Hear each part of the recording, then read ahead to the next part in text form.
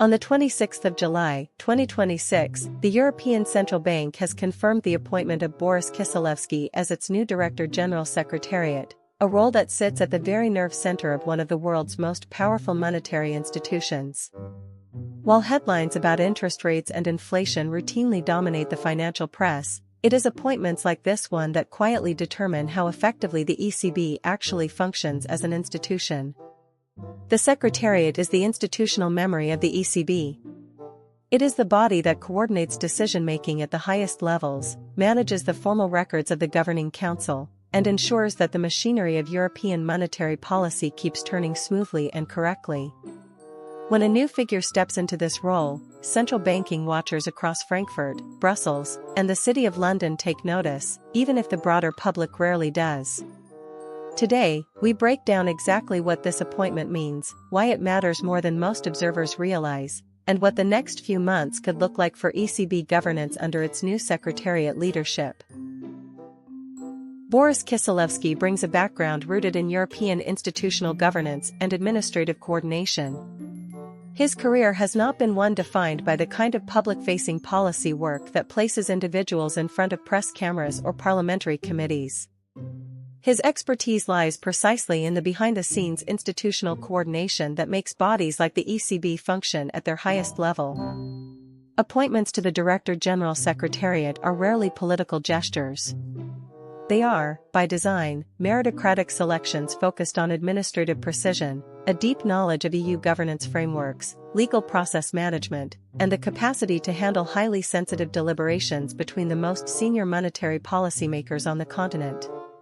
Kisselevsky's appointment signals that the ECB's executive board, currently led by President Christine Lagarde and supported by Vice President Luis de Guindos, is placing a premium on institutional reliability and process governance as the bank navigates the complex post-rate cycle landscape of mid-2026.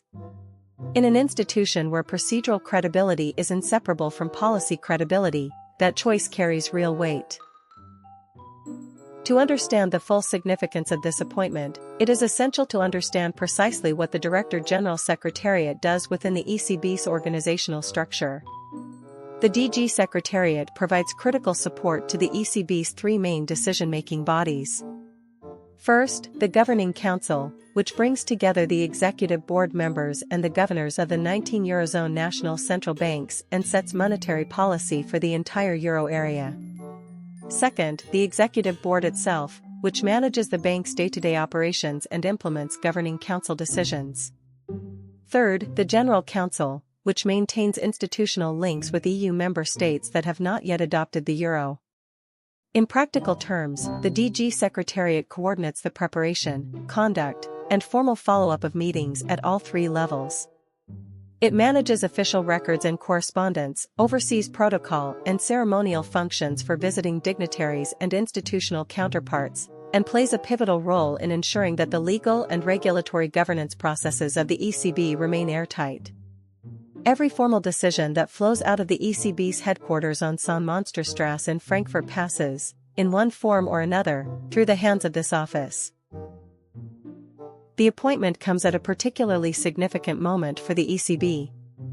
After several years of the most aggressive interest rate tightening cycle in the bank's history, aimed at driving Eurozone inflation back towards the 2% target, the institution has been navigating a more delicate phase of monetary normalization through 2026. The Governing Council has been engaged in careful, meeting-by-meeting calibration, balancing concerns about subdued growth in Germany and the persistent structural weakness of French industry against residual inflationary pressures visible in services sectors across southern European economies. At the same time, the ECB has faced growing scrutiny from European Parliament oversight committees regarding the granularity and timeliness of its published records and the accountability mechanisms that govern its decision-making. Questions about how central banks document, communicate, and justify their most consequential choices have intensified across Europe. In this environment, the Director General Secretariat is not merely an administrative function. It is a frontline governance instrument, and its quality directly affects how the ECB is perceived by legislators, markets, and the public. In the near term, Kisselevsky's appointment will require a carefully managed transition period within the Secretariat. outgoing administrative arrangements will need to be handed over with precision, particularly given that the ECB's Governing Council is scheduled to hold its next full monetary policy meeting in September 2026. The preparation for that meeting alone is an enormous undertaking. It involves coordinating economic projections from the ECB staff of over 4,000 economists and analysts, managing the logistics of bringing together the governors of 19 Eurozone national central banks, preparing briefing materials for the executive board, and ensuring that all formal documentation meets the ECB's rigorous internal standards. All of this will now fall under Kisselevsky's remit from very early in his tenure. Internally, staff working within the Secretariat's divisions, which handle legal governance, document management, external coordination, and protocol, will be watching for early signals about his priorities and management philosophy. In institutions as process-driven as the ECB, the character and competence of the Director General Secretariat shapes the working culture of how decisions are made, verified, and communicated outward. From a financial markets perspective, the appointment of a Director General Secretariat is not the kind of development that moves the euro against the dollar on foreign exchange screens or shifts the yield on German bonds. However, for institutional observers who follow European governance closely, it carries meaningful signal value. A strong Secretariat operation reduces the risk of procedural missteps that could create legal vulnerabilities for ECB decisions. This matters enormously because ECB decisions have faced serious judicial challenges in both the European Court of Justice and the German Federal Constitutional Court in previous years, most notably over its bond-buying programs. Policy watchers in London, Paris, and Berlin will also be attentive to whether Kisselevsky moves the ECB toward greater transparency in its published minutes. For years, academics and financial journalists have pressed the ECB to provide more detailed accounts of how individual Governing Council members voted and argued, bringing it closer to the standards set by the Bank of England or the United States Federal Reserve. Whether the new Director General supports that transparency agenda or maintains the current more reserved approach will be among the early defining tests of his leadership. Looking further ahead, the Director General Secretariat under Kisselevsky will face several interconnected institutional challenges over the coming months.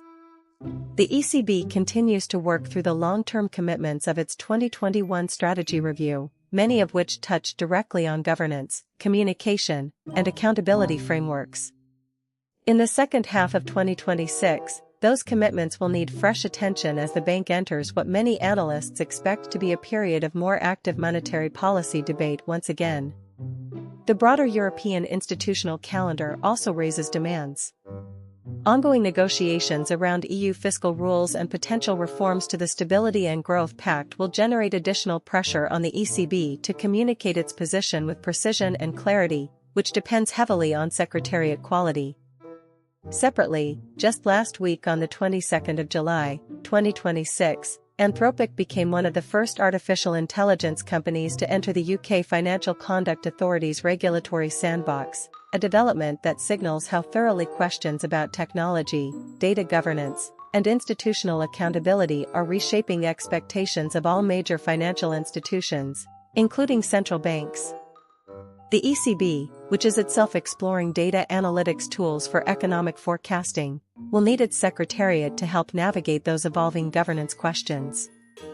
Kisselevsky enters the role at precisely the moment when those demands are accelerating. The ECB's appointment of Boris Kisselevsky as Director General Secretariat may not dominate the financial news cycle this Sunday, but it represents something that matters deeply to anyone who follows how European monetary policy actually works in practice. Strong institutions are not built solely by the policymakers who set rates or deliver press conferences. They are built by the administrators who ensure those decisions are prepared on sound foundations, recorded with complete accuracy, and communicated with appropriate clarity to legislators, markets, and citizens. Kisselevsky steps into one of the most important supporting roles in all of European finance at a time when the ECB's credibility, its transparency, and the quality of its governance are under greater scrutiny than at almost any point in the bank's history. If you want to understand how the Eurozone's economic future is being shaped right now, Keep your attention not only on the interest rate decisions themselves but on the people and the processes that ensure those decisions are made correctly and held accountable. Subscribe for more in-depth coverage of European central banking, ECB governance, and the institutional forces that shape the Eurozone economy week by week.